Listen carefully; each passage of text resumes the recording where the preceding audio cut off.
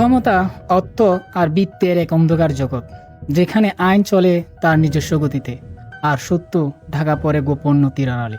ঢাকা পড়ে কিন্তু অতল গভীরে হারিয়ে যায় না। জেফ্রি অ্যাপস্টিন হচ্ছে এমন একটি ভয়ঙ্কর সত্য যা ফাটছে প্রভাবশালী, বিত্তবান, ক্ষমতাশীল ব্যক্তির উপর আর বিস্ফোরিত করছে তার মুখোশ। এই সত্যর ছিটে ফোটাও যার গায়ে পড়েছে, তারও মুখোশ খানিকটা ঝলসে যাচ্ছে। পশ্চিমা বিশ্বে এই মহামারী চরম রূপ ধারণ করেছে, যার কিছুটা ছিটে ফোটা এসে পড়েছে ভারতের প্রধানমন্ত্রী নরেন্দ্র মোদীর উপর। হ্যাঁ, সেই মোদী যিনি 2024 সালে শ্রীরাম মন্দিরের পবিত্র প্রাণ প্রতিষ্ঠা করেছেন। আসলে অ্যাপস্টিন ফাইলে নরেন্দ্র মোদীর নাম সরাসরি দেওয়া নেই, কিন্তু আপনি ডিম পচায় হাত দিয়ে গন্ধ না নেওয়া যেমন ইম্পসিবল, তেমনি অ্যাপস্টিন ফাইলে আপনার নাম থাকা আর আপনি কোনো অন্যায় করলেন না, এটাও সেম ইম্পসিবল। কিন্তু জেফ্রি অ্যাপস্টাইন তো দুর্গন্ধযুক্ত অপবিত্র পানি, যা গঙ্গার জলকে পর্যন্ত অপবিত্র করতে পারে। কিভাবে জড়ালো নরেন্দ্র মোদী এই দুর্গন্ধযুক্ত অপবিত্র পানির মধ্যে? নরেন্দ্র মোদী এবং অ্যাপস্টিনের মধ্যে একটি বড় মুখ ছিল, যে মিডিয়েটর হিসেবে কাজ করেছিল। এই বড় মুখ হচ্ছে ভারতের শীর্ষ ধনী অনিল আম্বানি। ফেব্রুয়ারি 2017 থেকে জুন 2019 পর্যন্ত অনিল আম্বানি এবং জেফ্রি অ্যাপস্টাইনের মধ্যে টেক্সট মেসেজ, ইমেলের ডকুমেন্ট পাওয়া যায়। আম্বানি জেফ্রিকে বলে, will need your guidance on dealing with white house for Indian relationship at defence corporation. এর আগের মেসেজে অনিল আম্বানিকে জেফ্রি অ্যাপস্টাইন তার দ্বীপে ওয়েলকাম করেছিল। 16/3/2017 অনিল আম্বানি লিখেছেন, leadership would like your help for me to meet Jared and Bannon অ্যাশোক। Likely visit to delay by PM in May to meet Donald.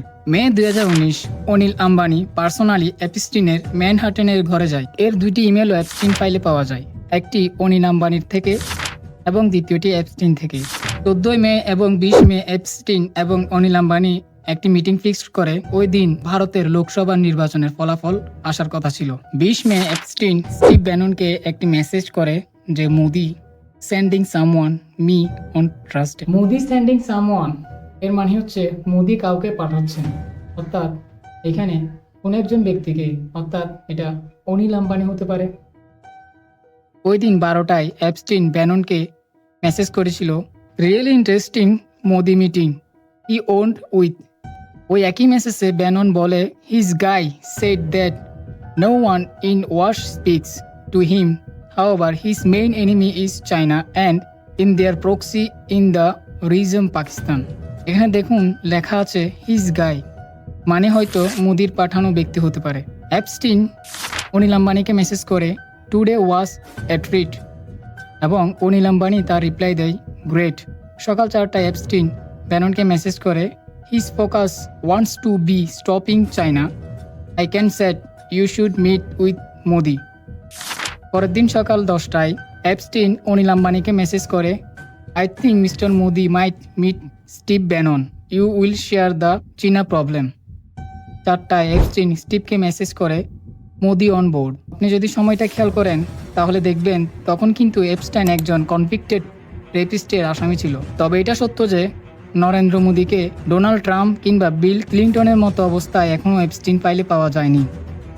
কিন্তু পাপ তো পাপ, অ্যাপস্টিন ফাইলে যার নাম আছে সেই ওই সকল দোষী।